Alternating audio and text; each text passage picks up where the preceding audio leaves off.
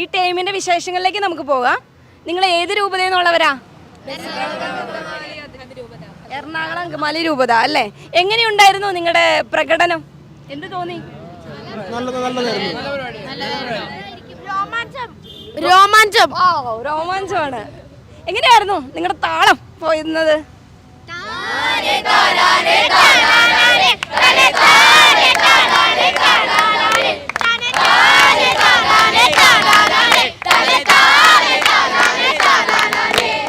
നിങ്ങൾ അവതരിപ്പിച്ച പ്രമേയം എന്തായിരുന്നു സത്യത്തില്? അധികാരങ്ങളുടെ യേശുക്രിസ്തുവിന്റെ ദൈവാനുഗ്രഹം ഉണ്ടായി, അതിനെ പറ്റിയാണ് ഞങ്ങൾ ചെയ്തത്. അതാണ് മെയിൻ ടോപ്പിക്. ഓക്കെ. പല അടിച്ചമർത്തലുകളും അധികാരികളുടെ നമ്മുടെ അവരുടെ എന്താ പറയുക അധികാരം ദുർവിനിയോഗം ചെയ്യുന്ന കുറേ കാര്യങ്ങൾ പണ്ട് കാലം മുതലുള്ളത് കാണിച്ചു. അതിനെല്ലാം മേലെയാണ് ദൈവത്തിൻ്റെ അനുഗ്രഹം നിൽക്കുന്നതെന്ന്. നമുക്ക് വളരെ വ്യത്യസ്തമായ സൗണ്ട്, ഡ്രസ്സ്, അതുപോലെ തന്നെ കുറേ മാർഗായുധങ്ങളൊക്കെ. ഫറവ ഇവിടെ നിൽക്കുന്നു. മോശ ഉണ്ടായിരുന്നു. മോശ ഇവിടെ. ഇതിൽ വ്യത്യസ്തമായി അവസാനം കടന്നു വന്ന ഒരു വ്യക്തിയെ എല്ലാവരും വളരെ മനോഹരമായി എന്ന് പറയുന്നു. അതുപോലെ തന്നെ വളരെ ആകർഷകമായി നിന്ന ഒരു വ്യക്തിത്വമുണ്ട്. ആ വ്യക്തിനെ ഞാൻ മുമ്പോട്ട് ക്ഷണിക്കുകയാണ്.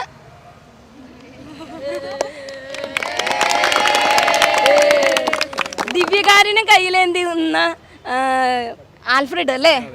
ആൽഫ്രഡിനോട് 2 വാക്ക് ചോദിക്കാം. ആൽഫ്രഡ്, ഏത് ഇടവകയെന്നാണ് വരുന്നത്? ഒരു വൈദികനെ പോലെ വന്ന് ദിവ്യകാരുണ്യം ഉയർത്തിക്കൊണ്ട് കടന്നുപോയ ആ രംഗം എല്ലാവരും ഇങ്ങനെ കണ്ണു തുറന്ന് വീക്ഷിക്കായിരുന്നു. ആൽഫ്രഡിന് എന്ത് തോന്നി? ഈ ഒരു രംഗം ഏറ്റെടുക്കുന്ന സമയത്ത് ആൽഫ്രഡിന് തോന്നിയ ആദ്യത്തെ വികാരം എന്തായിരുന്നു? ഒരു പുതിയൊരച്ഛൻ ദിവ്യകാരുണ്യം ഉയർത്തി ഒരു ഫീലായിരുന്നു ആദ്യം. ഒരു എന്താ പറയണ, എനിക്ക് കിട്ടിയൊരു ഭാഗ്യം അങ്ങനെയൊക്കെ തോന്നിയോ? ആണല്ലേ?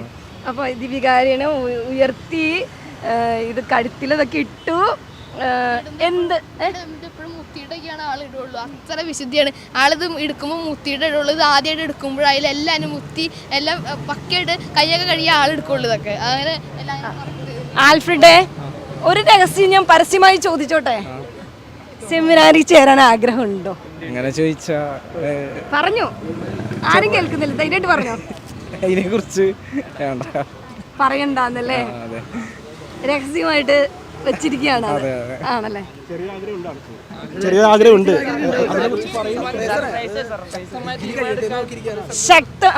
ശക്തമായ തീരുമാനം എടുക്കാൻ പ്രതിസന്ധികൾ ഇപ്പൊ വന്നുകൊണ്ടിരിക്കുന്നത്, അതിജീവിച്ചിട്ട് വേണം ചെയ്യാൻ. അല്ല ആൽഫ്രഡ്?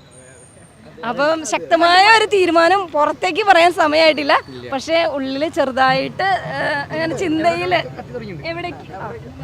എവിടേക്കോ കത്തി തുടങ്ങിയിട്ടുണ്ട്. ദൈവവിളിയുടെ ഒരു ചെറിയ കത്തല് കാണുന്നുണ്ട് എന്നാണ് പറയുന്നത്. അപ്പോൾ അനേകം ദൈവവിളികൾ ഇനിയും ഈ കൊച്ചു കലാകാരന്മാരിൽ നിന്നും കലാകാരികളിൽ നിന്നും ഉയർന്നു വരട്ടെ എന്ന് നമുക്ക് ആഗ്രഹിക്കാം, പ്രാർത്ഥിക്കാം. അപ്പോൾ ഒരിക്കൽ കൂടെ നമ്മുടെ എറണാകുളം രൂപതയ്ക്ക് എല്ലാവിധ ആശംസകളും നേരുന്നു. ഒന്നും കൂടെ പാടാം.